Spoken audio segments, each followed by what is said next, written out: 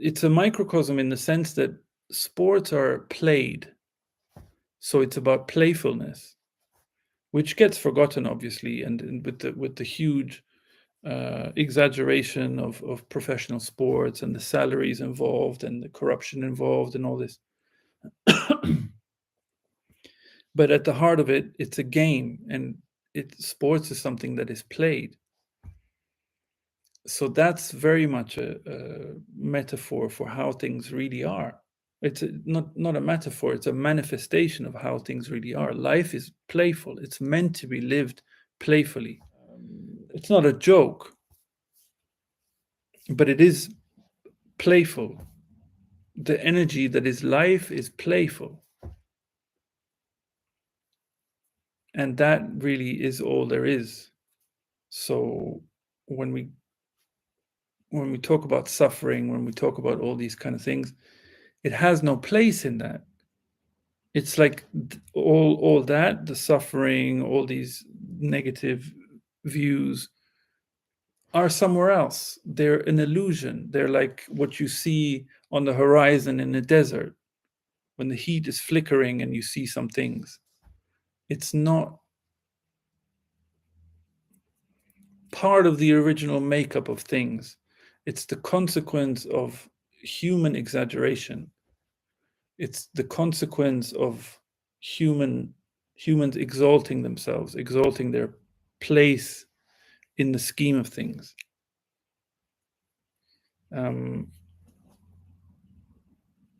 That really is the root of that whole parallel reality, which is an illusion, which is what we call suffering, discontent, the whole world of claiming. So it's humans really claiming the energy that is life as their own property or domain, or that humans are the whole purpose of life. We are at the pinnacle of evolution. We are the most complex creatures. Everything here is here to serve us. So seeing ourselves at the at the top or on a pedestal creates a kind of a separation.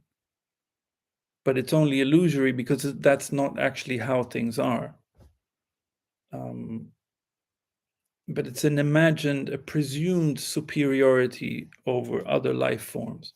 And that is what we experience as separation. And that's what we call suffering ultimately. Because it's actually a separation from the nourishment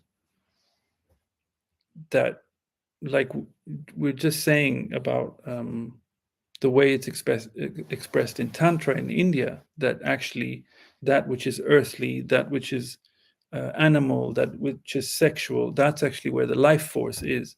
So by this superiority, spirituality, purity, we create a kind of a separation, a seeming separation, which separates us from the true source of nourishment, which is in our own nature.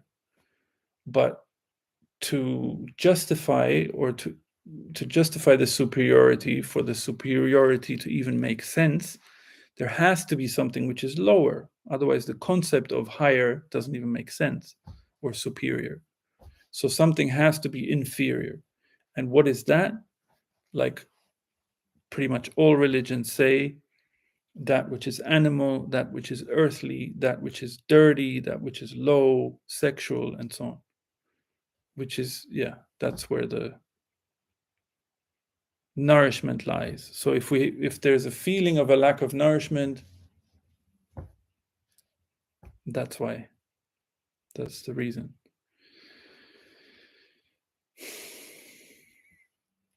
On how to live a life balancing yourself between attacks from society and still maintaining your playfulness. This playfulness doesn't need to be maintained. It's what's true. It's what's real, so to speak. The attacks from society, that's all in this sphere of illusion. And the answer to your question would be firmness. firmness about not accepting what's unacceptable. Something doesn't feel right, just don't accept it. Only because it doesn't feel right. Don't even have to know why something doesn't feel right. But if it doesn't feel right, things are pretty clear. And it might even be that all of society says that it is right. And then the compromise starts, like, oh yeah, maybe, like, who am I to say it's not true? Or, they might be right. Doubt creeps in and all this. So the answer really is firmness. I don't know what to say about that. I never enjoyed any sports. I think first we need to understand who we are, what is reality, what is the truth. If you were listening, you would notice that it wasn't about sports. It was about playfulness. And who needs to know who we are, what is reality, what is the truth? Do you think a child who's playing and enjoying its life needs to understand who we are, what is reality, and what is the truth? That question doesn't even come up. That question comes from this alleged separation. I mean, how is that? How is no need? No, don't say sorry. I mean, how is that? If you say what you've been saying in this chat and what you've been saying before also, like, how is that going for you? If you think that first you need to understand who you are, what is reality, what is the truth, fuck all that. What's that got to do with your life, really? If you're here to express yourself, and if there are blockages to that, if you're here to enjoy your life, and if there are blockages to that, don't you think that, okay, I'm going to say something which isn't really, it's just a way of saying, okay, imagine someone created you, yeah? It's just an image, okay? Imagine someone created you with all the wondrous things that not just you yourself, but everything around us. This delicate balance of gases that makes life as we know it possible. Yeah. Look at our eyes, our vision. What is that? I mean, really, what is that? Seeing, hearing, tasting, food, plants, flowers, all this. It's miracle after miracle. It's all miracles, really. Yeah. So do you really think whoever did that or made you also, who is you being completely unique? There's no two of you. Yeah, there's never been someone else who's exactly the same as you. Yeah, as an expression of this energy, each life form is completely unique. Okay, that's the key. If you want to know who you are, if you want to know what is reality, if you want to know what is the truth, it's the uniqueness. Okay, so do you really think that whoever made you, again, just a way of expressing, to paint a picture, would leave you without a solution to some kind of hindrance that's coming up to expressing yourself, to enjoying your life? Do you really think that? And think about it for a minute, because, like, where is the point where you've decided that everything is fucked? There is no solution, So if you get to somewhere where the doors close, you yourself close the doors and decide, there is no answer, life is only suffering, I can't be happy, I'm never happy. See the subtlety of where the door gets closed. Then you're just left to your own devices. Like, okay, you're basically saying, fuck you, nothing's going to work. So then there's no openness for any solution to come up. But again, do you really think that this energy which manages to kind of manifest itself in some miraculous ways wouldn't have a solution for every little problem, or what we see as a problem, wouldn't have some uh, unblocking mechanism for any blockages? Really?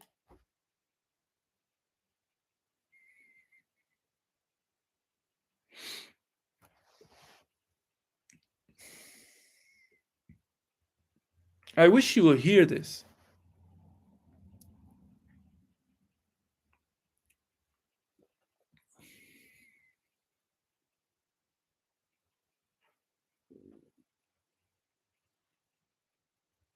My wish for you is just breathe, relax, say no to this constant talk that reaffirms negative views. That's what I wish for you.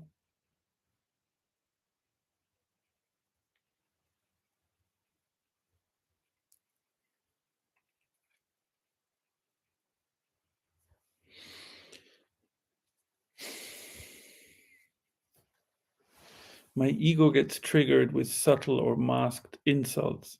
How to minimize this triggering? Sometimes it's just involuntary. Um, well, you got to differentiate.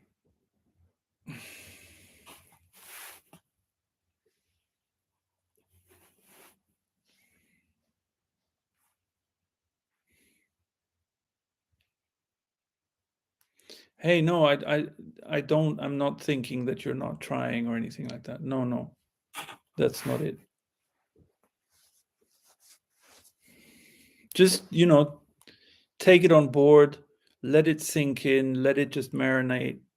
Don't think about it, you know? These things have effects anyway.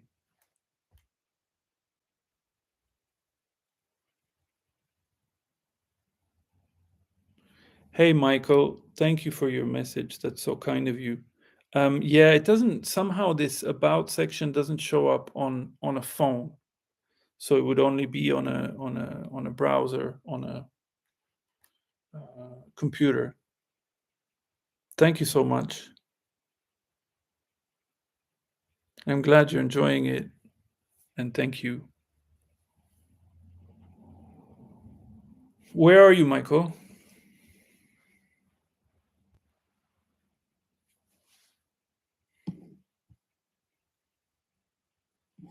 All right. I will come back to your point, Satyajit.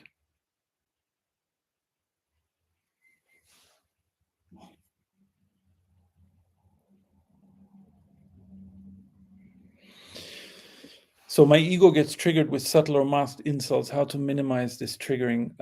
Yeah, I would say you got to differentiate, because it's natural to get annoyed about subtle or masked insults. You know, indifference from others is fucking annoying. Uh, so it's natural. So it's not always going to be your ego that gets triggered. The ego getting triggered would be an attachment to whatever has just been for some masked insult or some subtle insult. Yeah, like holding on to it, holding a grudge. That would be ego. Kind of grabbing that annoyance or the anger that naturally comes up.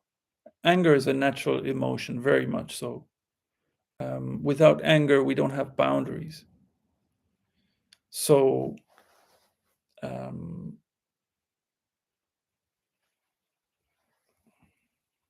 there has to be a differentiation in that sense. The ego is a different thing. That's the, like, oh, I'm going to pay you back. All the kind of um, yeah, you feel the kind of difference in energy. There's like I'm going to bunker down and really sort of devise a plan, or really, you know condemn that person forever. How to minimize the trigger?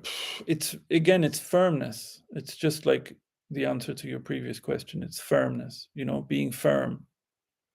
What doesn't feel right, if there's a storm going on and we jump into it, it's really putting your foot down to the loud voices, you know, or just let stuff go, like injustices always get corrected, whether it's through us or not, always. But if we hang on to this, if we ourselves get involved in a yeah, anyway, I'd say first of all, you got to see that it's natural to get annoyed about subtle or masked insults. The like ego attitudes are so strong and so prevalent. You could say 80% of the world's population is really walking dead. So it's no wonder that there's so much bullshit. And it's not like we're going to have some kind of meditative state in relation to that, no, it's like it very much deserves a fuck you, or a, like, I don't know. Yeah, the best way is distance also, in many cases it's just distance. If somebody has some consistent ego behavior towards me, I don't want to know them anymore. It's simple as that. Do you have ego? There is no ego. It's an illusion, like I was saying before. It's a construct.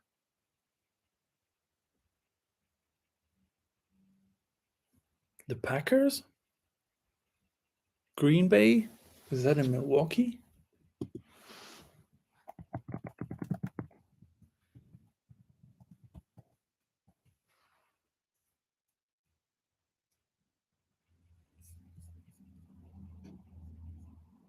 Wow, I'm learning a lot today. Just north. Okay.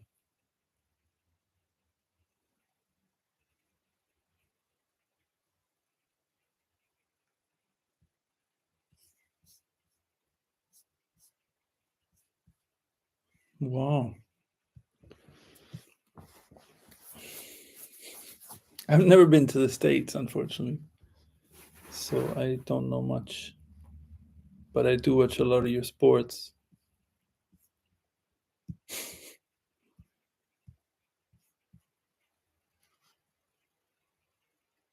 Yeah, I heard about it. I have a goddaughter actually who lives in Wisconsin.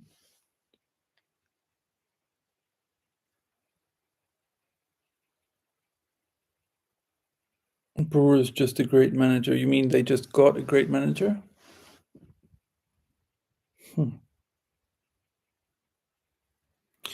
Hey, Woglan, is your name Machin, if I remember correctly? Okay, but you were saying that majority of people has egos, so that is why I asked. Yeah, you can't really say that. It's not a fixed thing, okay? It's not like it's something that I don't know. All we can do is paint a picture of how it's kind of like ego is. Hey, Ted. Oh, they lost. Oh, I didn't know you were into baseball. I was talking with you about the Suns, and you weren't interested much. How are you, Ted? What is my first name? Luca. So about ego. So say what ego really is, it's based on beliefs, okay? So what I was saying before about the origin of what we call suffering, it comes from a view of the world as human-centered, okay? So that's an idea, right? It's a belief. It's the belief that humans are at the center of everything. So think about for a minute how strong and prevalent that belief is, okay? Ultimately, if you break it down, it's a belief, it's a thought, so it's just words, yeah? Okay, so what the ego is, you could say the collective ego, it's a collection of beliefs which kind of have this belief as their origin, and then so many offshoots and consequent beliefs, okay, justifying beliefs and whatnot. So if it's really just a collection of thoughts and ideas and ultimately just words, then how can you say that anyone really has it?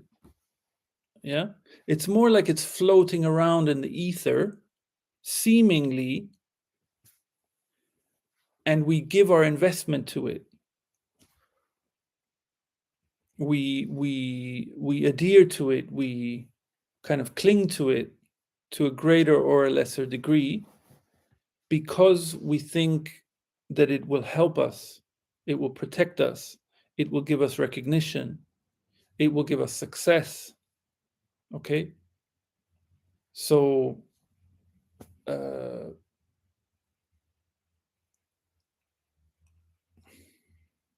what the end of ego would be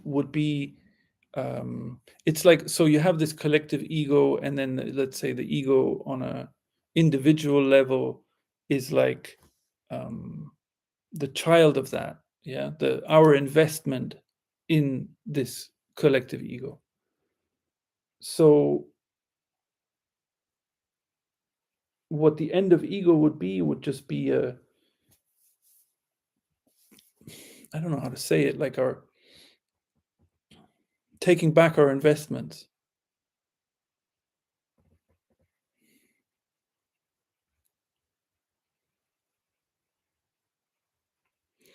Hey, Michael, did you do a lot of spiritual seeking when you were younger? No. Luca with a C, by the way. But anyway. No, I didn't. Um,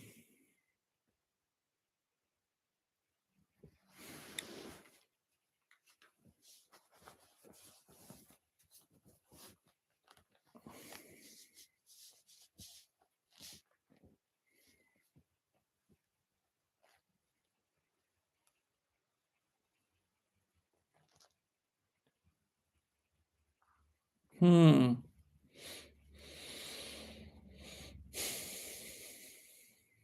My mind plays a cunning trick, reminding me that the philosophies that dissipate suffering by analogies of cosmic play is just a coping mechanism against suffering.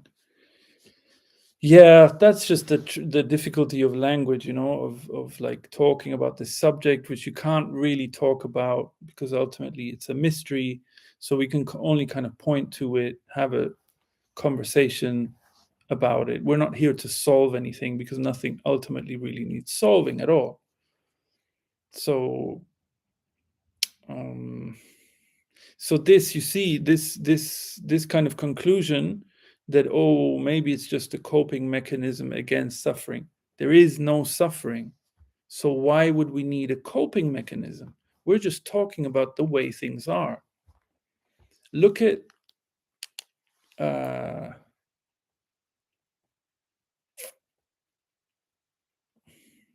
I don't know, observe birds sitting in a tree singing and flying around and coming back and singing. And where is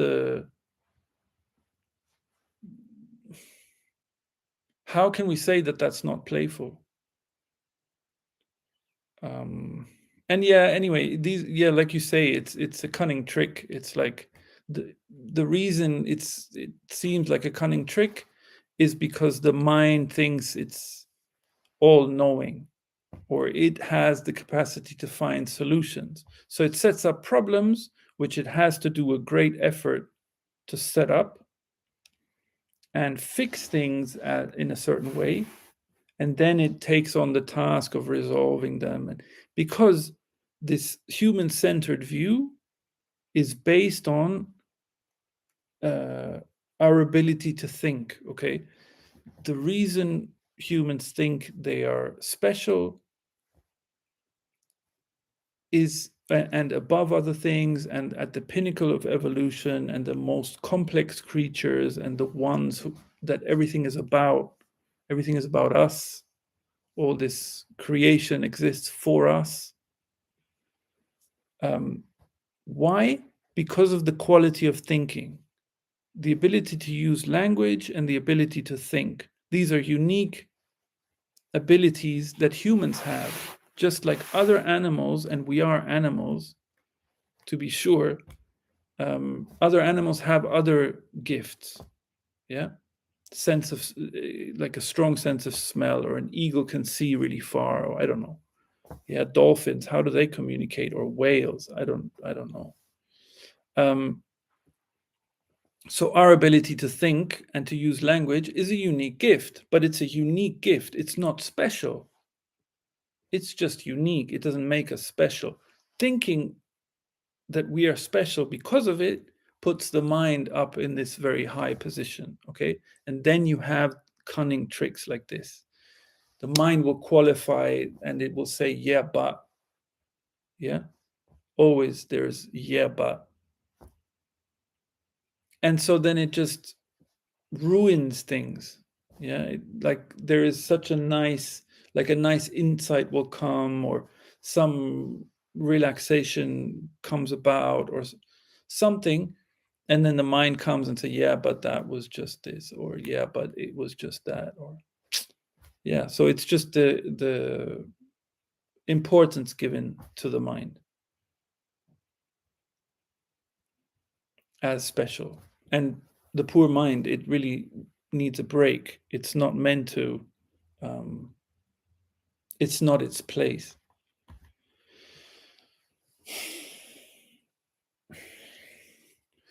How did I come across non-duality?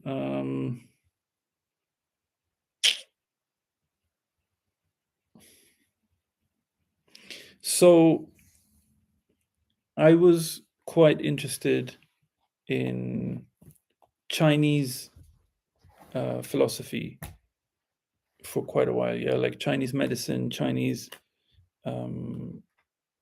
yeah, Chinese philosophy overall, and that kind of Taoism is, you could call it non-duality as well.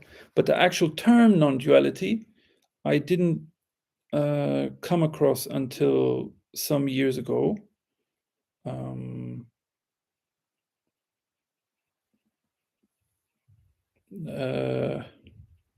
What was it? A friend of mine sent me a video, which was like a satire. It was a cartoon, and it was kind of a satire about non-duality. It was two people talking about whether there is someone or there isn't someone. Is there a person? Isn't there a person?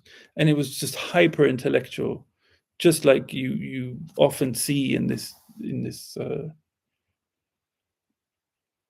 when people talk about non-duality. There's often an argument or debate that happens, which is so intellectual and so mind heavy that it's just words. It's not saying anything. It's just people trying to express their superiority of knowledge about what they know, or what the lingo that they, yeah, but there isn't anyone, and how could anyone be, how could you say that if there isn't anyone? Anyway, it was a satire. It was funny, and then it made me laugh. And then how YouTube is, it was giving suggestions in the suggestion column, and then I clicked on some other videos, and I saw that people talk about this stuff, which kind of blew my mind a bit, because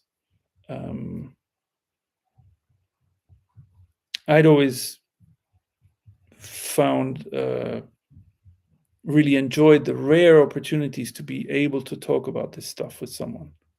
So yeah, that's how I came across that.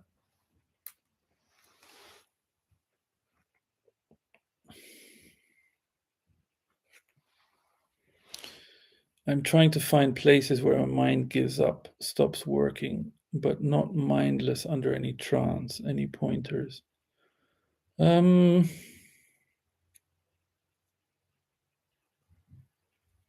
I, no, all I could say is that it's natural for the mind to think. Like thoughts are natural.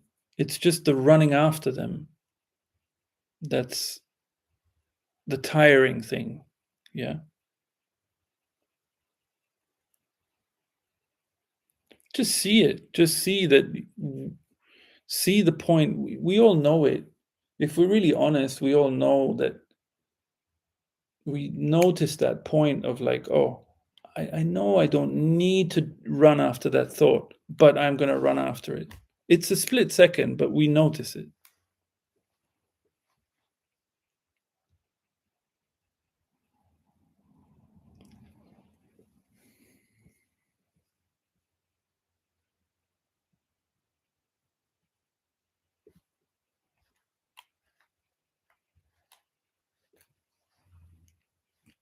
But also for, different people, whatever works. Some people like to meditate, some people like to do breathing exercises. Um, just seeing also that, like, that the mind isn't there to, we're not meant to solve any tasks.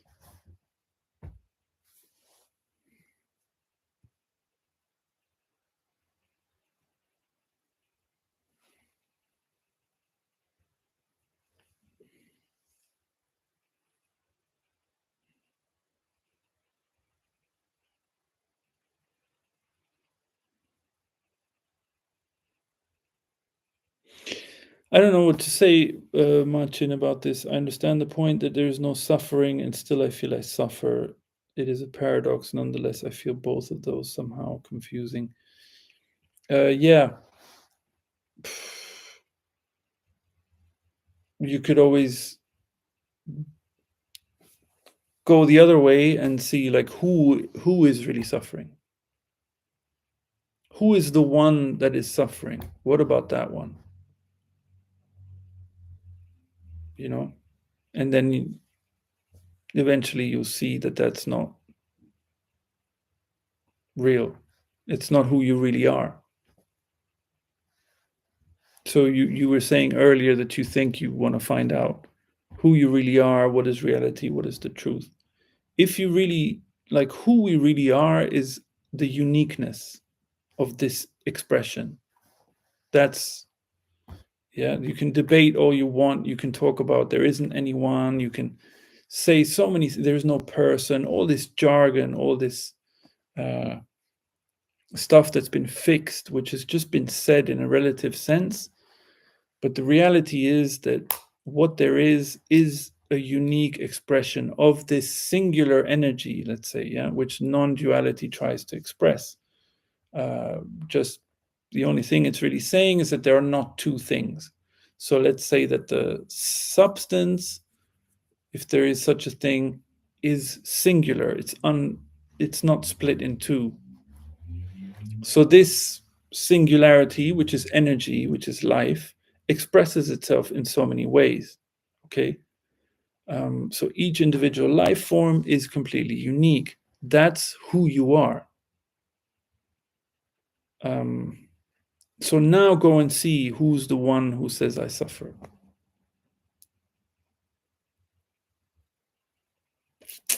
I really enjoyed watching the TV show Kung Fu because of the Chinese philosophy and the martial arts.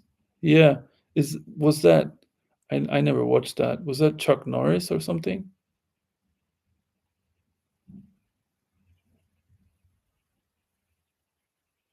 I think I have a stubborn mind which doesn't like to get out of control, so believing is something doesn't work. believing in something doesn't work. Yeah, I would be careful, you know. I would it's crazy how little attention we pay to carradine. Yes, okay. Um it's crazy how little heed we pay to the words we use. Yeah. So see in this what you're saying, I have a stubborn mind. See how that fixes your mind. Ultimately, we're just making self-images about myself. Oh, I am like this. I am like that. I am like this. I am like that all day long. For what? Then we have a better handle on things or what? And why do we need a handle on things? These are all attempts to stay in control. You're saying it yourself. The mind is completely innocent.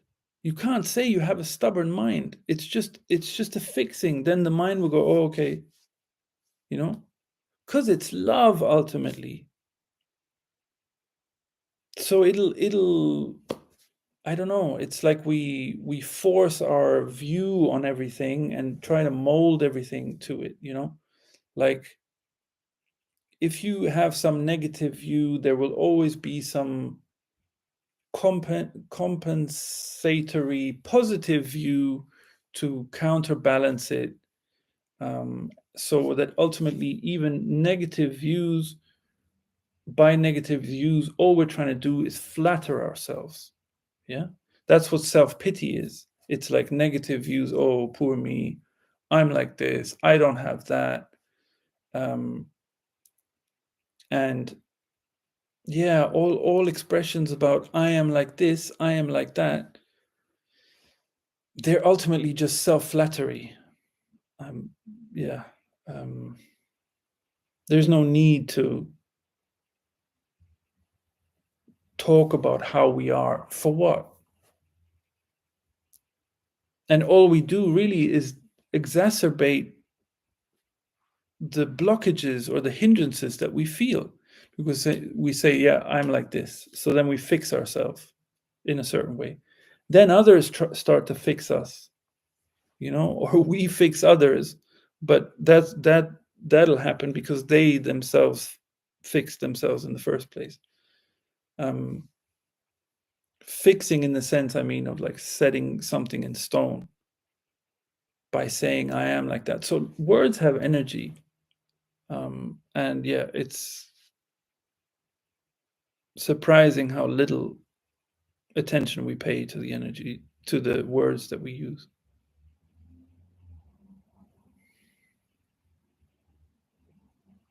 Like, look how we speak to our children, you know? We say, oh, you're such an impossible child. You're like this, you're like that. So many fixings. Um, we don't hesitate to speak harshly in many instances.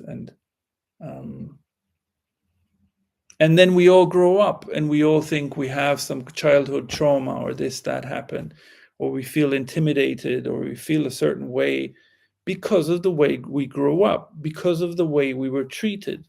So paying this much heed to what words we use, then tell me, where would the suffering be?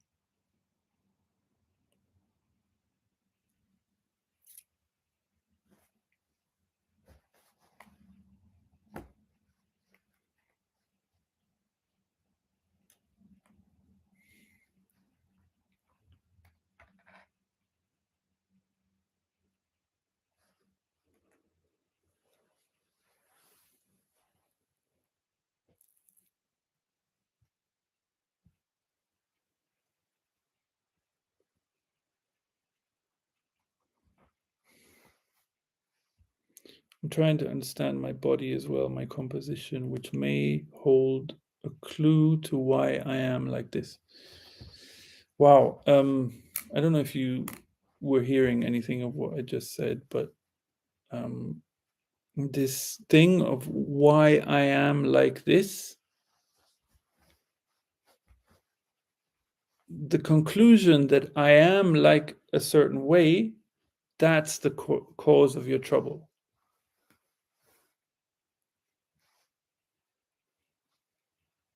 And then the mind will come and bring evidence. Oh, but what about this? But I am like this. I did a talk once, and this subject came up of like how we fix ourselves and how these self-images that we create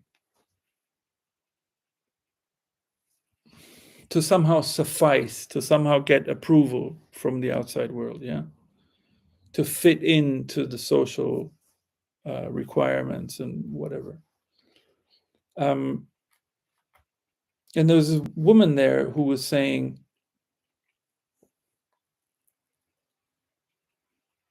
oh yeah, I don't do that. I don't fix myself. I don't say I'm like this or like that. I'm just like, I'm a jack of all trades.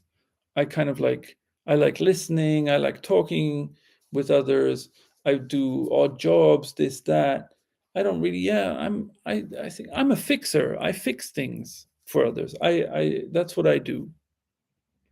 She didn't even notice that she was trying to argue that she doesn't make definitions of who she is. And within like 2-3 sentences, she was saying, I'm like this. I'm a fixer. That's self-image. Like, so it's insane how subtle, like how, I don't know, blatant and subtle at the same time. These things are,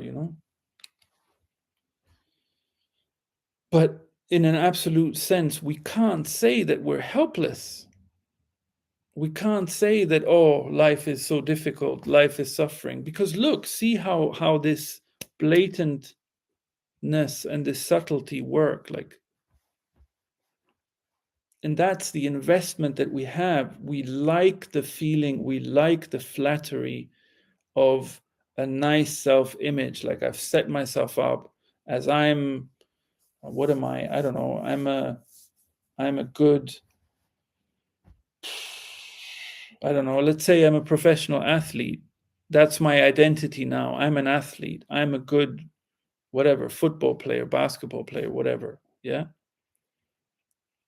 Oh, I don't know, I'm impatient. I'm so many definitions. And we like it. We might have some gripe about it also. Oh, I wish I wasn't like that. But actually, we like it because it brings us attention.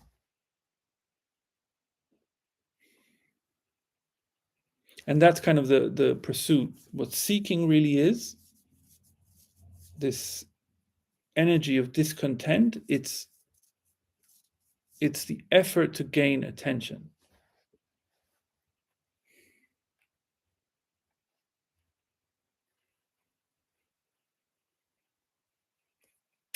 I read a nice quote just a couple of days ago, actually, about that expresses this quite nicely. Like, it went something like, if I come home and I sit in my chair and there's silence all around me, it's up to me whether I think that's freedom or that's loneliness.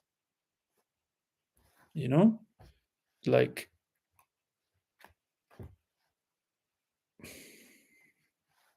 it kind of, I don't know, it kind of can be a metaphor for that silence can be enjoyed, or there can be like, it can be interpreted as loneliness. Oh, now I'm not getting any attention. That's why the actual answer to things, in a way, or in many instances, is never enough, because the pursuit for some kind of higher, all these misdefinitions and mischaracterizations, all these words, heavy words like enlightenment or self-realization, all this glory, all this shining, this glowing, uh, pursuit, it's always higher, it's always tending higher, but it's actually a step down.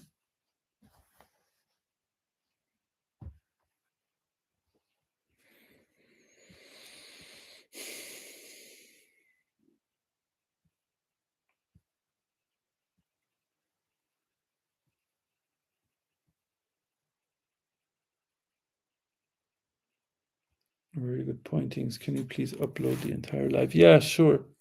I'll edit a little bit because long silences like at the beginning before it really gets going. But yes, I will. It might take a few days, but I will eventually.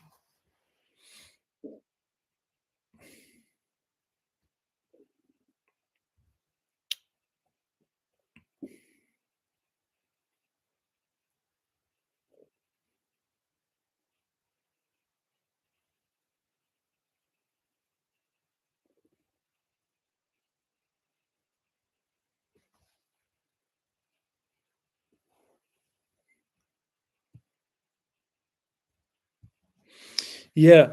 Look, it's not the mind. Whoops.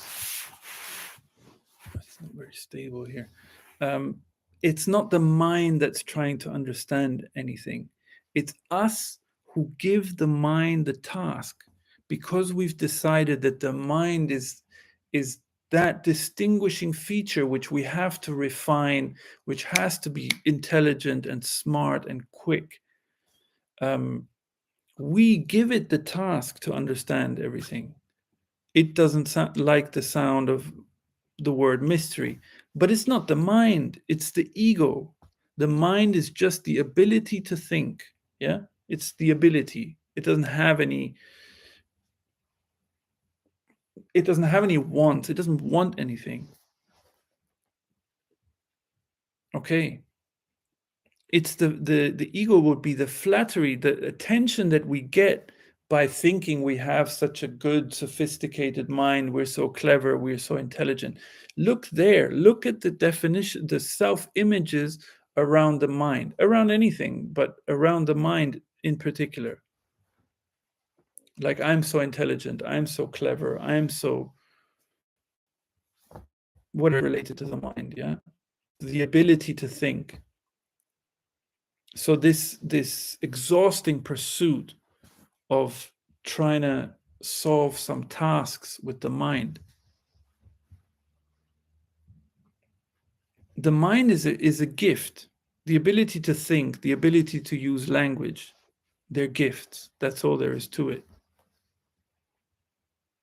So then we, in this world of spirituality and non-duality, it's kind of blurs, it's kind of cross pollinates.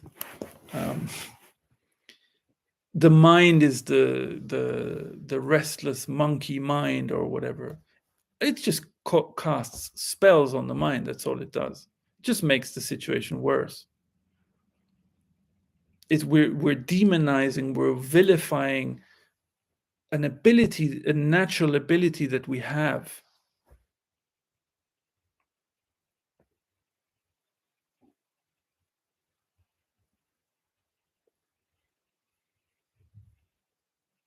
It's just the claiming of the mind, actually, that's what's going on. That's what we're doing. Hey, Michael, thank you. Nice to see you here. I think maybe you wrote a comment recently, a little while ago. I seem to recognize your name on one of the videos. Nice. I'm glad it's refreshing. It's nice to have a conversation about this.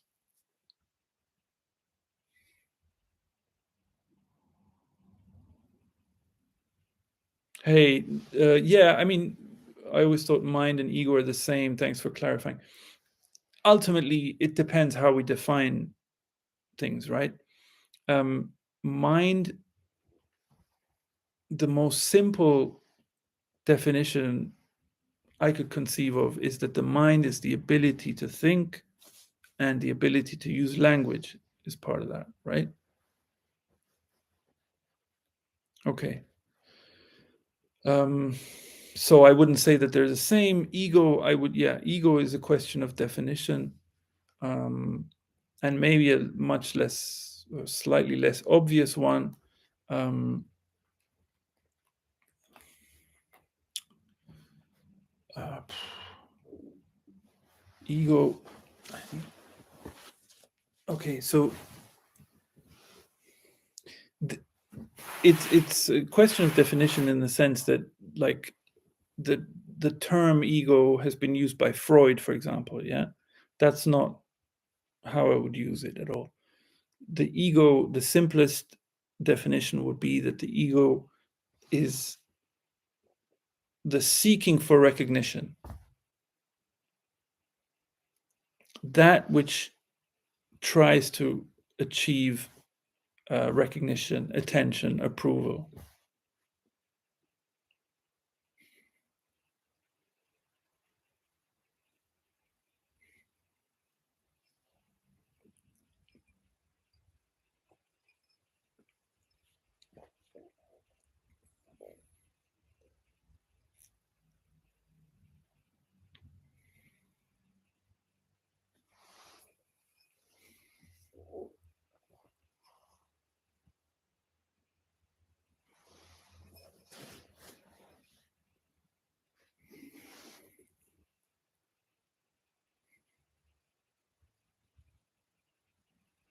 So then the mind gets put into, maybe you could say the mind gets put into the,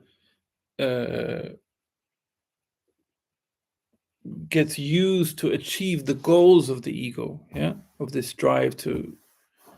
So then, yeah, but the mind is, the ability to think is something neutral. It's a gift.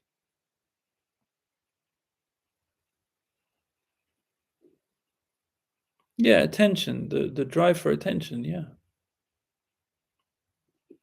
the all the scheming ways that we try to get to be seen by others. Okay, this is how you could define it: the concern with being seen, with how we are seen, the preoccupation with how I'm being seen. That's ego. It's a reaction of survival against society. No. Um, I mean, it's like, it's not a natural reaction. Let's put it that way. No, no, no, no, no, no. Society, okay, society is something different. Society, so you have, let's say you have ego. These are just ways of expressing, okay? You have ego, you have a collective ego. But that's different from society. It's like having a human being and having ego, having society and having a collective ego. It's very possible for a society to live completely harmoniously. Society is just, what is society? It's a collection of people. So living detached from society is definitely not the answer. No, the answer is for each human being to, I don't know how to put it, to stand up to the ego, basically, to go with what feels appropriate, what feels correct, and to be firm about what doesn't. Yeah. So if uh, something happens, some adversity happens, there's usually an opportunity, or even just naturally some part of this tense claiming falls away. So when the ego gets diminished and gets stripped away, either by through sincerity or through some adversities, it also lessens the collective ego. So if you there's a Chinese, I think it's in Lao Tzu's writing. If you want to correct the world, correct the nation. If you want to correct the nation, correct society. If you want to correct society, correct the family. If you want to correct the family, correct yourself. So that's our only sphere of influence. We can't solve all the world's problems, but we can take care of our own shit. Like we can deal with how we relate to others. That's the biggest one, probably. Like we're just talking about words, like paying heed to to the words we use. Like our tolerance of indifference from others and from ourselves, for example. To not tolerate indifference, that would be firmness. So if we live like that, then we're actually living according to our true nature, because our true nature would never compromise. It would never turn the other cheek. It would never, all these things that we think are so noble. See, these investments in what's so noble and spiritual and good, what's defined as good and higher and all that, it's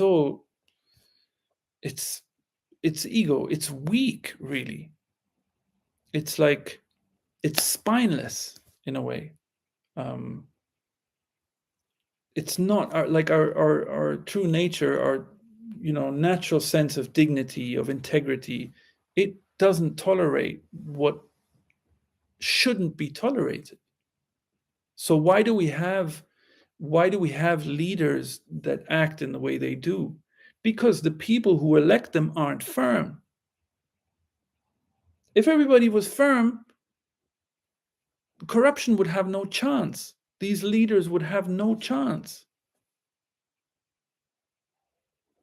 We blame them. Yeah, we then think, oh, poor us, and all these rich people are controlling everything and controlling the world and fucking everything up and so on. But they're a reflection of our will, what we will accept and what we won't.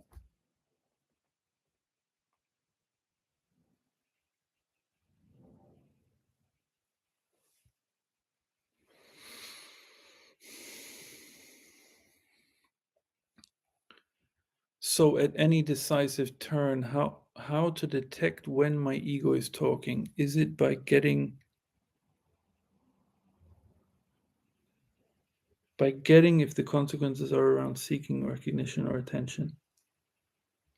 I don't know. A lot of times it's in hindsight that we see, how we were acting or something. I don't know.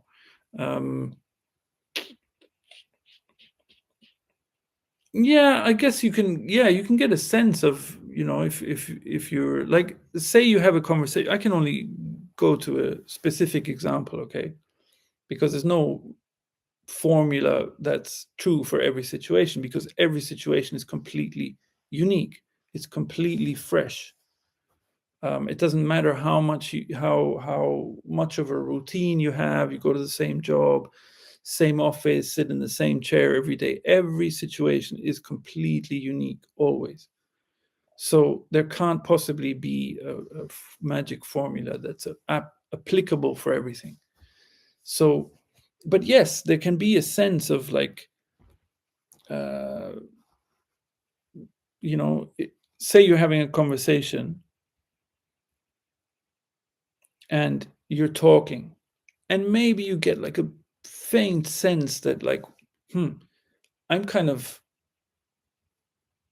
overstaying my welcome here in the other person's space. Like I'm not allowing them to speak at all. I'm just talking at them. Yeah, that would be an instance where we see like we're talking. Why are we talking so much? Because we're trying to promote ourselves. Or in so many ways, Satyajit, in so many ways. Like it could be the opposite. It could be the other way around. Like we don't want to open our mouths. We're tolerating someone who's just talking way too much. It's taking our energy. Yeah, but we want to be nice, because we want to be nice to this person. Why? Because we want to be liked ultimately. So there you go. There you have it. In that situation, yeah, so many ways. Like, it's really not about so much. It's really about the sincere desire to be free of the ego is a natural desire, because the ego isn't something natural. It's a preoccupation with an illusion, ultimately, that is just unnecessary and is unnatural. So the sincere desire to be free of it is just natural and is enough. But how much do we like it? Yeah. How much do we like the attention that all our self-images give us?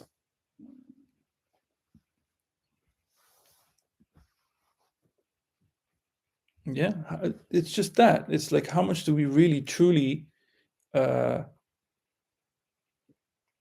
if we are in this, this quote about coming home, sitting in our chair, silence all around. What is that? Is that freedom or is it loneliness? Like, how much are we prepared to not get attention? How much do we truly not care how we are viewed by others? Yeah. So if we see investments in that, or we like a certain image we have of ourselves so much, we don't want to let that go. You know, you don't care at all how you are seen by others. No, of course not. That doesn't mean I won't get annoyed if someone insults me or no.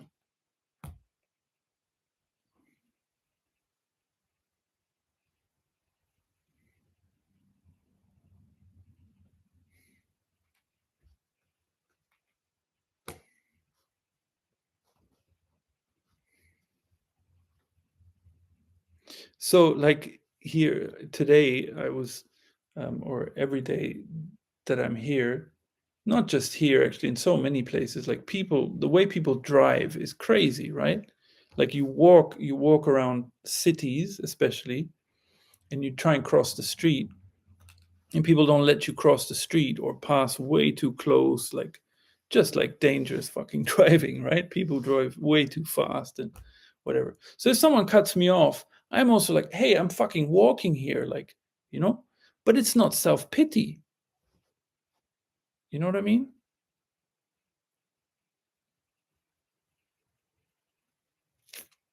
It's just an example. It's the difference between, like, let's say you like certain clothes, you go and buy certain clothes because you really like them, and then you wear them because you really like them, or you go and, like, uh, wearing clothes to sort of make oneself look special. I don't know. Yeah, I don't know. You can see it in the way people dress. uh, anyway, yeah, that's for another day.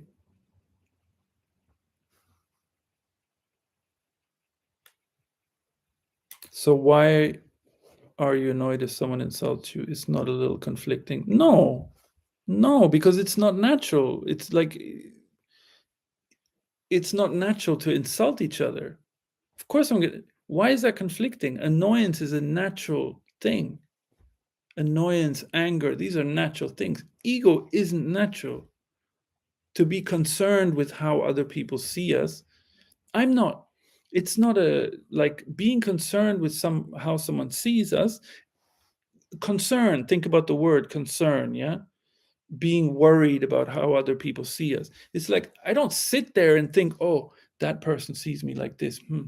Oh shit, maybe I should alter something, or wow, oh, what a shame that they see me like that. No, but if someone insults me, of course I'm gonna get annoyed. It's like if someone pushes me, what am I gonna do? Turn the other cheek? No.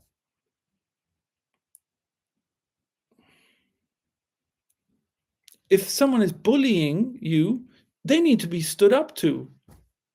It's really as simple as that.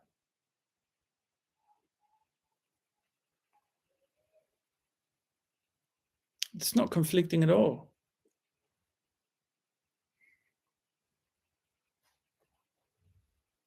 See, this is the kind of the it's really a misinterpretation, and it's this pursuit of some, as if there would be, ultimately there'll be some like meditative state in which nothing, no emotions get elicited, you know? We are in a there is so much claiming around us. It's natural. If you get in a fight, of course there's going to be like adrenaline and like, yeah, some like afterwards there'll be some like shaking. That's normal because it's not natural to have these kind of confrontations.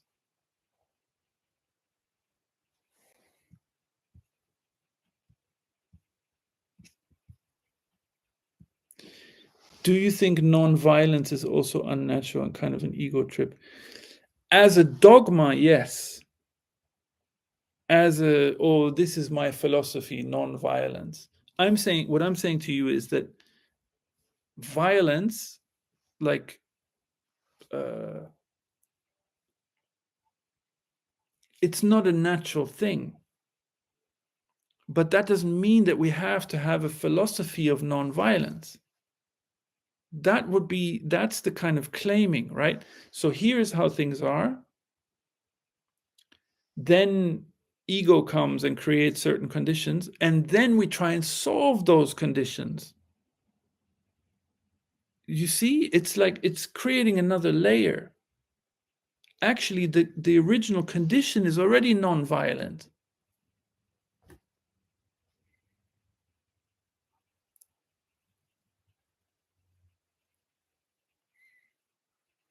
So yet, but yet the in Satyajit, in the philosophy of Satyagraha, the like non-violence, wasn't that Gandhi's philosophy? It's that becomes a dogma, a school of thought, and yes, in that sense, it is an ego trip.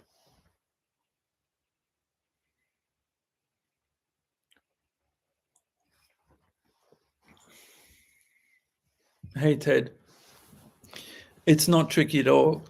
You're saying it's tricky knowing there is no separation, but still boundaries are necessary. No, there is no.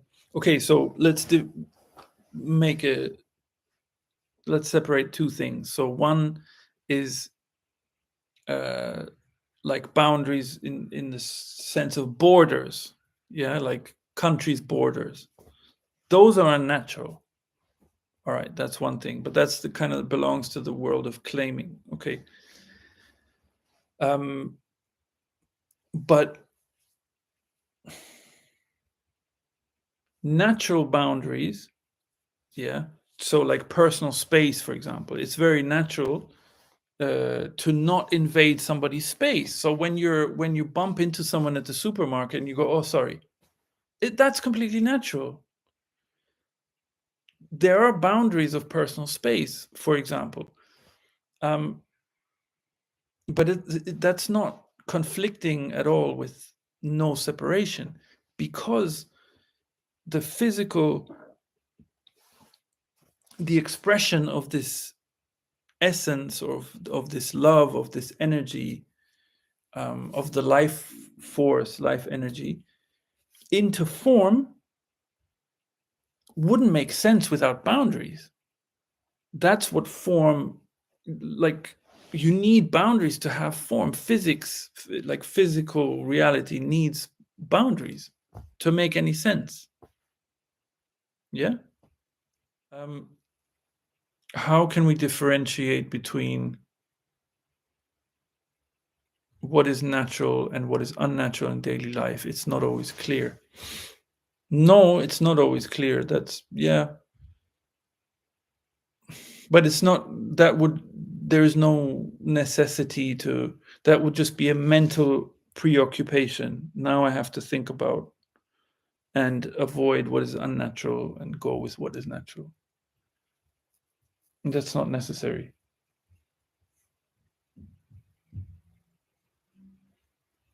But our feelings is like show us very clearly, you know. It's, but again, like that's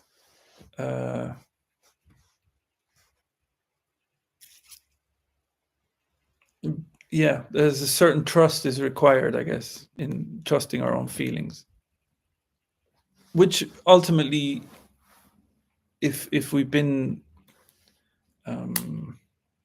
if there is a lot of claiming to unlearn the distrust in our feelings, that maybe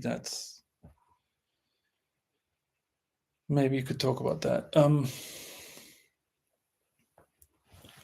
So many people believe that we have immortal souls.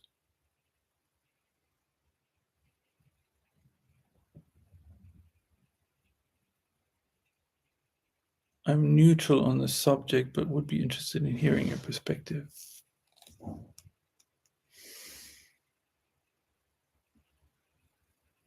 Hello, found your video in recommendations. Actually, I don't know what's going on at all. Hi there.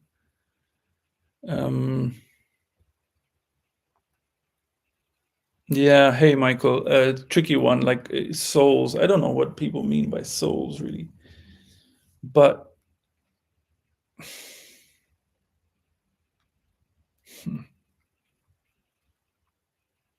so this uniqueness, yeah, these unique expressions of this singular energy,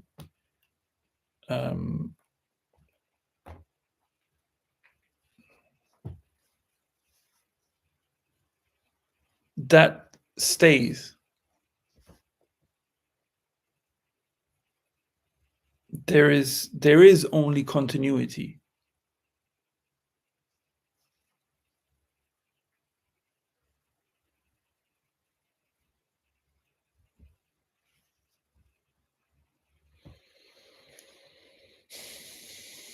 And there is no death.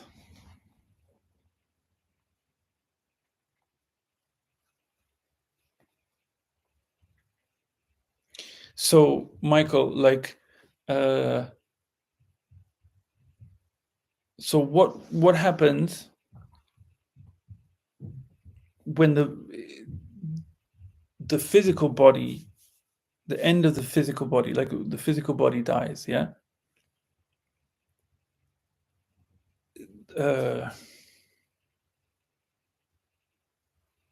Like the way you see now, and you're kind of like watching something, doing something, going somewhere, seeing something, that wouldn't change. That doesn't change.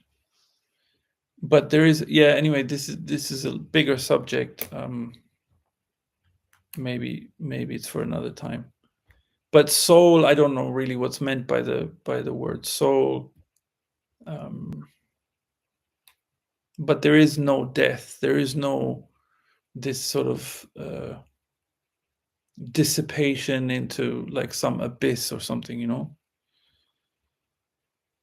Hey, see you later. Also have considered getting some therapy recently. What about shadow work? Do you use that term? No, I don't. I don't know what it is. I don't know. I do have a background in counseling also, and I offer it on my page. If that's ever of any interest to you, you can let me know. But write to me anyway if you want.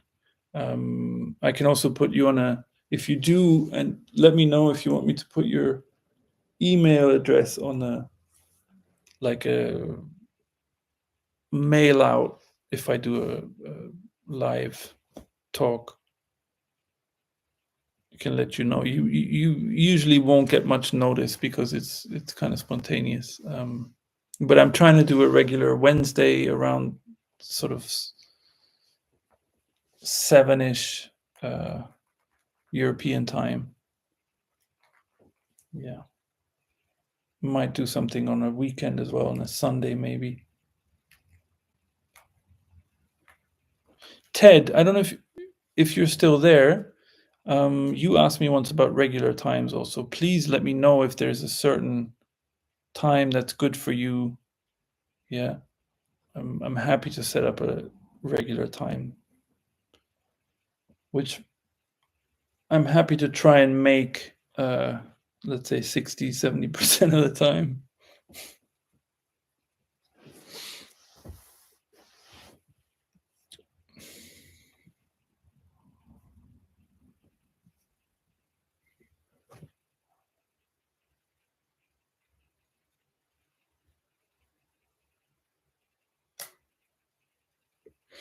All right, I think that might be it, unless there's anything else.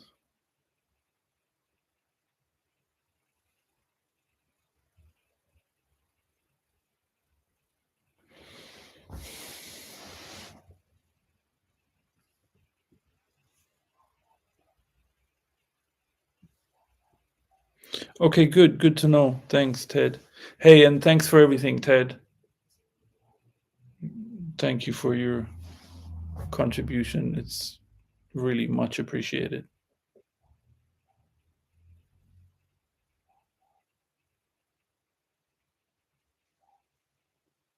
Good to see you again.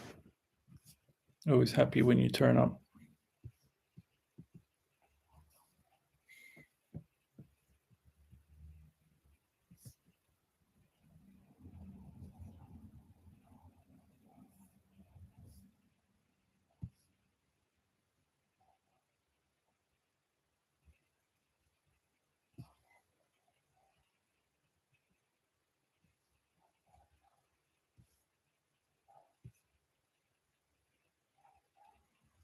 All right. Martin, Michael, Ted, for anyone else who's watching, thanks for hanging out and see you soon.